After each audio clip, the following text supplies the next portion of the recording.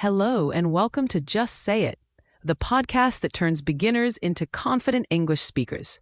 Each episode brings you real-life conversations, repeat after me practice, and fun cultural tips. Ready to speak up? Let's dive in. Have you ever tried learning English and felt like you were just, staring at a wall of vocabulary lists? Oh, definitely. Or maybe endlessly drilling grammar rules until, your eyes glazed over. I know I have. Trying to learn Spanish back in high school, and it often felt less like learning and more like a chore. Right. What if there was a way to learn English not just effectively, but actually enjoyably? Like by diving into subjects you already love. Well, today we're taking a deep dive into an educational approach that promises exactly that. Content and Language Integrated Learning, or CLIL. CLIL. Think of it as hitting two birds with one stone, maybe. A two-for-one benefit, where you immerse yourself in a subject you're passionate about and learn a new language simultaneously. That's right. And this isn't about, traditional rote memorization at all. Mm-hmm. This approach really leverages your natural curiosity about the world around you to build language proficiency. Mm-hmm. It makes the whole learning process much more meaningful, much more engaging. Letting your passions drive your fluency. Exactly. It's about letting your existing passions be the engine that drives your English fluency. And we've got some fantastic sources to unpack this with you today. We've pulled together some fascinating insights from Paul Ramani on theme-based learning, Tom Morton looking at assessment in CLIL, case studies from Dr. Humera Toretti on successful programs. Yeah, some really good global examples there. And even a major meta-analysis from Jang-Ho Lee and colleagues looking at how using English as the medium of instruction actually impacts learning in these kinds of integrated programs. Plus, we've got practical wisdom from Dorothy Zimak's sample lesson plans, guidelines from the Erasmus Plus program. Right, and even a look at teacher perspectives and challenges from research on CLIL implementation in primary schools. So our goal for you today is to explore exactly what CLIL is, uncover why it's such a powerful tool for language acquisition, see how it's being implemented globally, and ultimately discover how its principles might offer a genuine shortcut to not just being well-informed about the world, but truly confident and fluent in English. Sound good? Sounds great. Let's dive in. Okay. So when we talk about learning, we usually think of two separate buckets, right? Yeah, typically. You've got your language classes, English, Spanish, whatever, and then there are your subject classes, science, history, art. But CLIL sort of blurs those lines in a really interesting way. How does that actually look in practice? Well, what's truly fascinating here is that CLIL isn't just about learning about a language, or even just translating concepts from one language to another. Yeah. It's about using a foreign or second language, in this case, English, as the actual medium of instruction for a completely separate subject. So teaching math, but in English. Exactly. Whether that's math, science, art, even business. The core idea, the real heart of it, is that you're learning the language while simultaneously learning the content. Right. So both the subject and the language have this joint, equally important role. And it's actually incredibly flexible. You can adapt it to a learner's specific needs and their current language level. So it's not like the content is simplified or, watered down just because you're learning it in a new language. The sources seem pretty clear that CLIL is about introducing new, sometimes complex material and a new language at the same time. How does that balance work? How do they manage both without overwhelming students? That's the magic of it, really.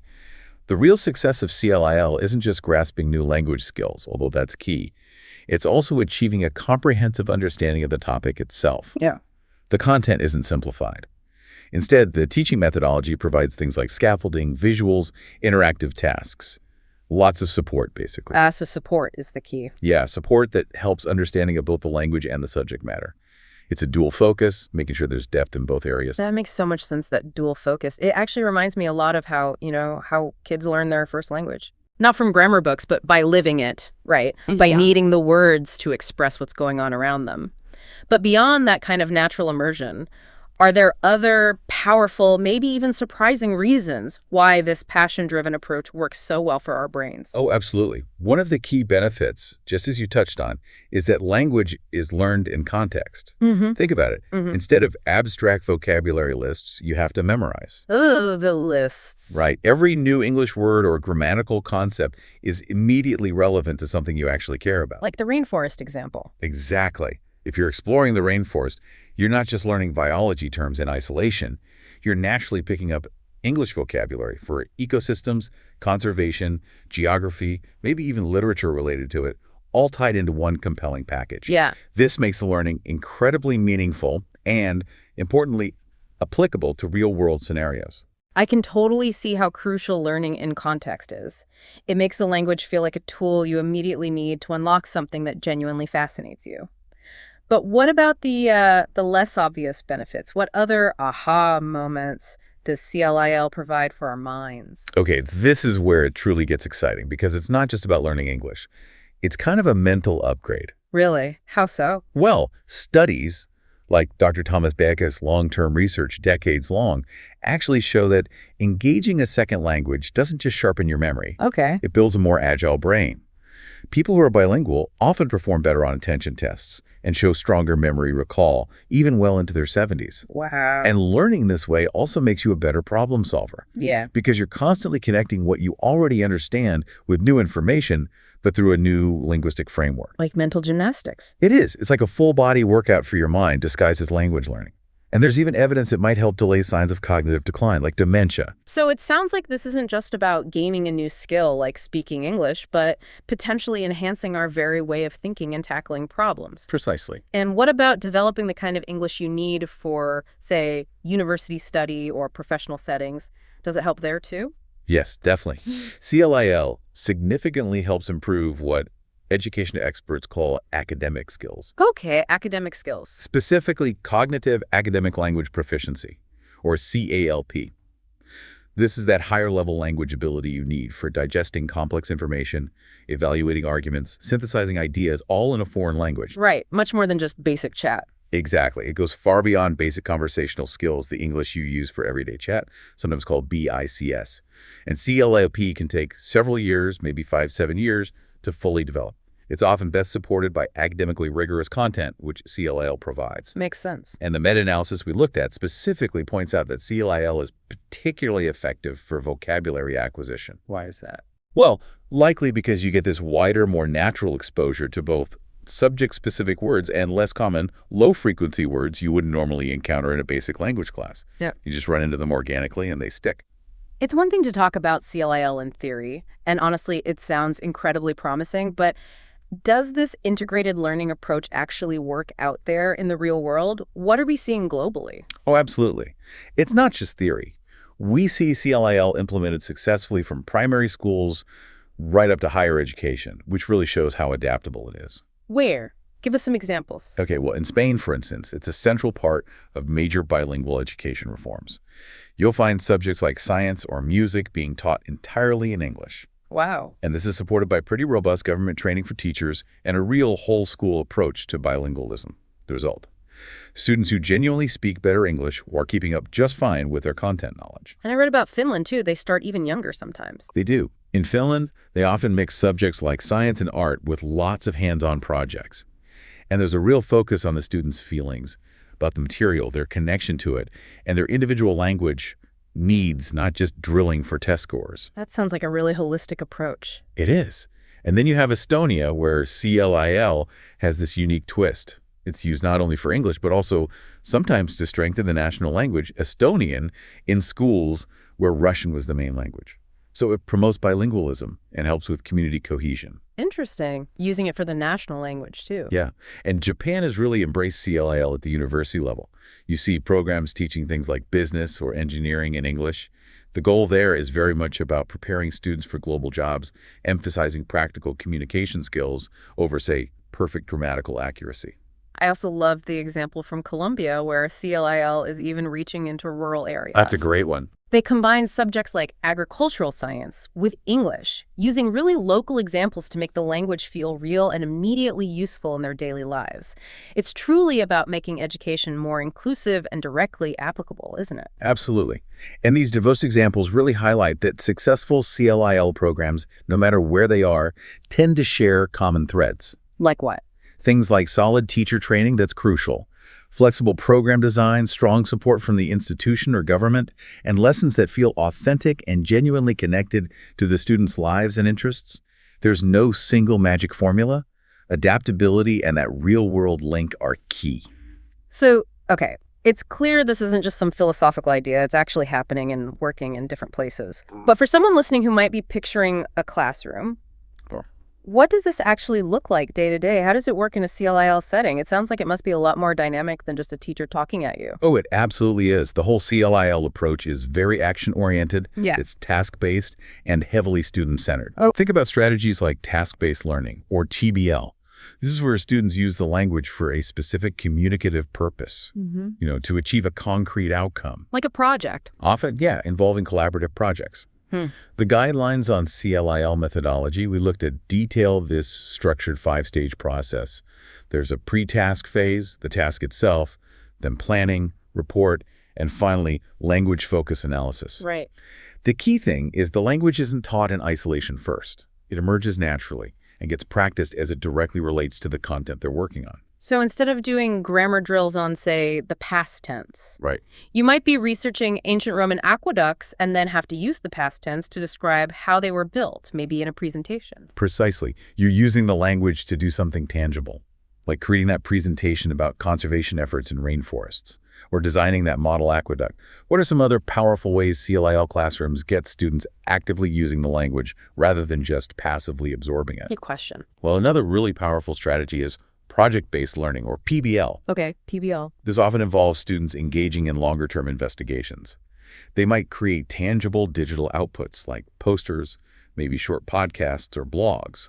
And these projects are usually driven by a central driving question and often address real-world issues. Think climate change effects locally or designing a sustainable community project. It encourages deep autonomy and active knowledge construction. And I'm guessing technology plays a pretty big role here, supporting all that active learning. Definitely. Using technology to enhance learning, what's often called CAL, computer-assisted language learning, is strongly recommended in CLIL contexts. Right. This includes using authentic foreign language materials, think video clips, podcasts like this one, online research tools, and even setting up online environments for communication with native speakers, if possible. Wow, okay. The CLIL 14 project, for example, specifically develops videos with a really clear 3-part structure: introduction of key vocabulary, explanation of the main topic, and then a conclusion. And these are designed specifically to enhance practical, hands-on activities that follow. You know, it sounds like a flipped classroom model could work really well here, where maybe some of the initial learning, the content input, happens before students even step into the physical classroom. That's a very keen observation. Yes, absolutely. With resources like those CLIL 14 videos, content can indeed be delivered at home, maybe as homework. Which frees up class time. Exactly. It frees up that valuable class time for the really engaging stuff. Cooperative activities, in-depth discussions, hands-on lab work where students are genuinely co-constructing knowledge together. Can you give an example? Sure. So maybe for a density lesson, students watch a short video at home explaining the basic concept. Then, in class, they get hands-on. They predict and observe how different objects sink or float. They discuss their findings using the target language. And then maybe they write a short report about it, naturally using specific language like comparatives lighter than, denser than. Okay, I see. Or maybe a types of governments lesson. Students could research different systems online, then collaboratively create posters in class, and finally present them to their peers, discussing terms like democracy or monarchy in a real functional context. It's all about that active, meaningful engagement. It truly does sound like it's about making the learning experience active, engaging, and crucially deeply connected to what students already find interesting. Makes total sense. And this all paints such an encouraging picture for language learning, really. But of course, no approach is perfect or without its nuances, right? Potential bumps in the road. What are some of the challenges or maybe important considerations we should keep in mind with CLIL? That's a fair point. While the meta-analysis we mentioned found CLIL to be, on average, moderately beneficial for English learning, particularly strong for vocabulary, Right. it also highlighted some important nuances. For example, one finding was that learners whose first language is linguistically related to English, think Spanish, French, German, often show slightly better outcomes on average. Ah, okay. This suggests that perhaps more tailored language scaffolding, more explicit support, might be needed for learners whose native languages are less related to English, just to help bridge that initial gap. So if your first language has some similar structures or roots to English, you might have a subtle head start. Yeah. And teachers need to be aware of that to support everyone effectively. That makes sense. What else did the research point to as areas for maybe continued focus or development? Well, another interesting point from the research was that CLIL was found to be somewhat less favorable, on average, for developing productive skills. So, speaking and writing compared to receptive skills like listening and reading. Okay. Why might that be? It's not that it doesn't help speaking and writing at all. It clearly does. But the thinking is that while output, producing language is encouraged, the classroom environment might not always force spontaneous, complex interaction in the second language as much as some dedicated language-only classes might aim to. So maybe less pressure to speak spontaneously? Potentially, in some contexts. So the takeaway is that teachers using CLIL need to be especially mindful, really proactive about creating genuine opportunities for students to produce language, to speak and write meaningfully and often. And the sources also strongly emphasize the importance of careful planning and adaptability for the educators themselves, right? Given this dual focus on content and language. Absolutely crucial. CLIL demands significant flexibility and, frankly, skill from teachers in weaving together different disciplines while still maintaining academic rigor for both the subject matter and the language development. That sounds challenging. It can be. Yeah. And also, a really critical piece is how assessment is handled. It's essential to assess language through the content, holistically, rather than seeing it as a separate abstract component you test with grammar quizzes. Right. The goal should be to avoid unfairly penalizing students for, say, surface language errors, minor grammar mistakes, maybe if their actual understanding of the complex content is strong. Assessment really needs to genuinely support the learning process, not just measure a student's current proficiency in isolated grammatical points. This deep dive has truly shown us, I think, that content and language integrated learning offers a really compelling, vibrant alternative to maybe more traditional language instruction. By weaving English into subjects you genuinely care about, whether that's the mysteries of the universe, the drama of ancient history, or the intricacies of global markets, you're not just learning words in a vacuum. You're gaining deeper understanding, you're boosting your critical thinking, and potentially developing a real lifelong love for learning itself. Absolutely. When you learn through a topic you're passionate about, the language just transforms. It stops being this dry set of rules you have to memorize. Yeah. And it becomes a powerful tool for discovery. It turns what could feel like a chore into an exciting journey of exploration. It's not just about teaching you what to learn, but really showing you how to think, how to engage deeply with the world around you, all while building these robust, practical English skills that actually stick. So the next time you think about learning English or maybe boosting your existing skills, maybe consider this. What passion could you pursue that would simultaneously open the door to fluency? Could your deep curiosity about the natural world, maybe your fascination with how technology shapes our lives, or even your desire to understand complex economic systems, could that be your secret weapon to unlocking truly fluent English without ever picking up a traditional textbook again? Something to think about. Great job today on Just Say It, where every phrase brings you closer to fluency. If you found this lesson helpful, click the bell to never miss an episode and leave a comment sharing your favorite tip. Until next time, keep practicing and just say it.